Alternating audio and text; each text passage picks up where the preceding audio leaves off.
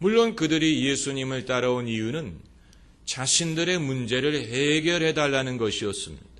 병을 고쳐달라, 귀신을 내쫓아달라, 이런 문제 때문에 예수님께 왔지만, 그러나 그것만이 그들의 이유가 아니고 그들도 예수님의 말씀을 듣고자 했고 그들도 천국에 대해서 알고자 했습니다.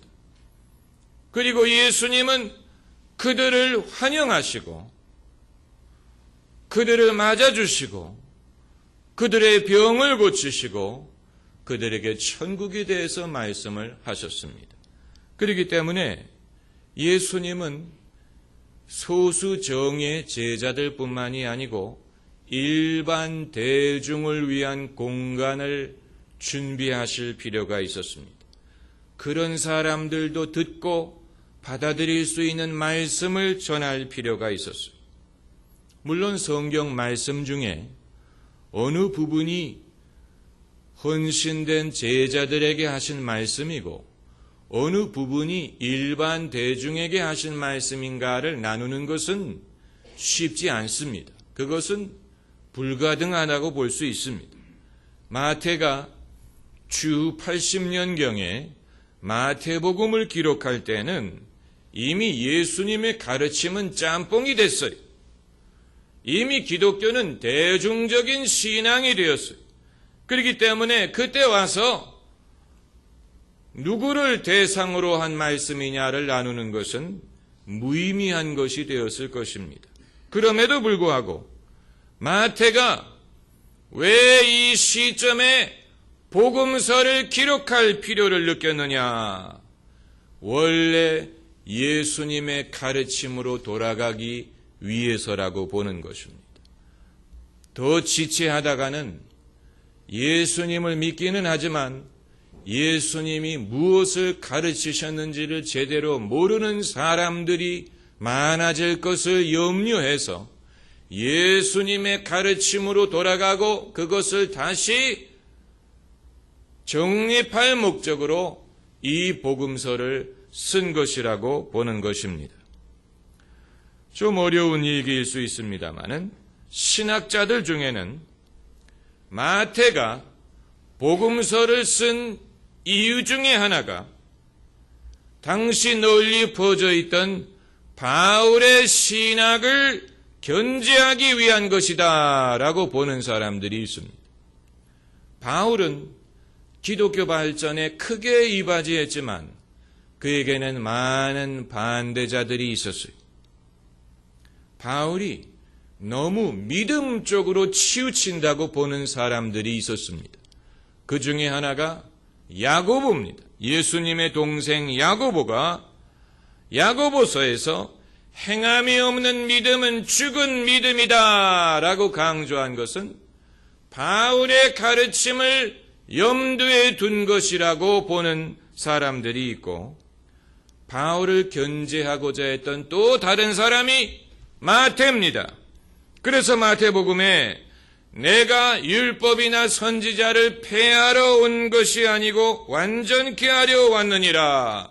누구든지 이 계명 중에 하나라도 버리고 또 그렇게 사람들에게 가르치는 자는 천국에서 지극히 작은 자라 일컬음을 받을 것이니라 라고 말씀하실 때 그것이 바로 바울을 염두에 두고 한 말일 것이라는 것입니다. 아마 여러분 중에는 이 말씀을 듣고 아니 목사님 그렇다면 누가 옳다는 얘기입니까? 성경 속에도 서로 다툼이 있다면 내가 누구의 말을 신뢰할 수 있다는 얘기입니까? 이렇게 묻는 분이 계실 것입니다마는 이러한 갈등이 성경 저자 간에 존재했다는 사실을 알기만 하면 됩니다. 이러한 갈등은 불가피한 것입니다. 예수님도 이러한 갈등을 알고 계셨던 것으로 보입니다. 그렇기 때문에 오늘 본문에 예수님이 산상수훈을 가르치기 위하여 산에 올라가셨을 때 무리를 보시고 또 제자들이 다가왔다. 이 두 부류에 대해서 언급하는 것은 예수님도 그와 같은 사실을 알고 계셨다는 얘기입니다. 그래서 예수님도 생각하셨을 것입니다. 저 대중을 제자처럼 가르칠 수는 없다. 그렇다고 제자를 무리처럼 가르칠 수도 없다. 제자들도 천국 말씀을 배워야 되지만 저 무리도 천국에 들어가야 된다. 예수님은 그것을 아셨을 것입니다. 예수님께서는 부자가 천국에 들어가는 것이 약대가 바늘구멍으로 들어가는 것보다 어렵다고 말씀하셨지만 그럼에도 부자도 천국에 데리고 들어가야 됩니다. 예수님은 너희는 이방인을 닮지 말라고 말씀하셨지만 이방인들도 천국에 데리고 들어가야 됩니다. 그렇기 때문에 예수님께서는 하나님의 말씀을 타협하지 않는 범위 안에서 천국의 문을 최대한 활짝 열 필요가 있었던 것입니다. 찬송가 가사에 나를 사랑하시고 나의 죄를 다 씻어 천국 하늘문을 여시고 들어가게 하시네 라고 한 거죠. 또 요한복음에 너희는 마음에 근심하지 말라 하나님을 믿으니 또 나를 믿으라 내 아버지 집에는 너희가 거할 곳이 많도다 라고 말씀하셨어요. Many rooms in my father's house. 내 아버지 집에 너희가 거할 곳이 많다고 말씀하셨어요. 그리고 수고하고 무거운 짐진 자들아 다 내게로 오라고 말씀하셨어요. 내 멍에는 쉽고 내 짐은 가벼우니라.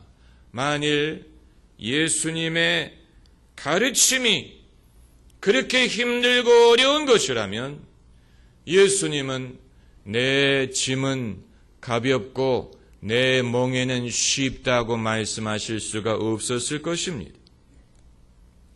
수능시험이 다가오는데 수능시험이든 사법고시든 취업시험이든 입사시험이든 그 모든 시험의 목적은 변별력을 얻기 위한 것입니다. 다시 말하면 떨어뜨리기 위한 것입니다. 자격이 안 되는 사람들을 떨어뜨려서 자격이 되는 사람을 골라내기 위한 것입니다. 그렇기 때문에 이 모든 시험은 의도적으로 어렵습니다. 의도적으로 트릭이 있습니다. 그러나 천국으로 들어가는 문은 그 목적은 떨어뜨리기 위한 것이 아니고 가능한 한 많은 사람들을 들여보내기 위한 것입니다. 할렐루야. 비록 예수님께서 생명으로 이끄는 문은 좁은 문이다 라고 말씀하셨지만 그럼에도 인자가 온 것은 자기 목숨을 많은 사람의 대속물로 주기 위함이다. 많은 사람의 대속물로 주기 위하여 오셨습니다. 많은 사람이 동서에서 와서 아브라함과 이삭과 야곱의 자리에 앉을 것이다. 이렇게 말씀하셨습니다.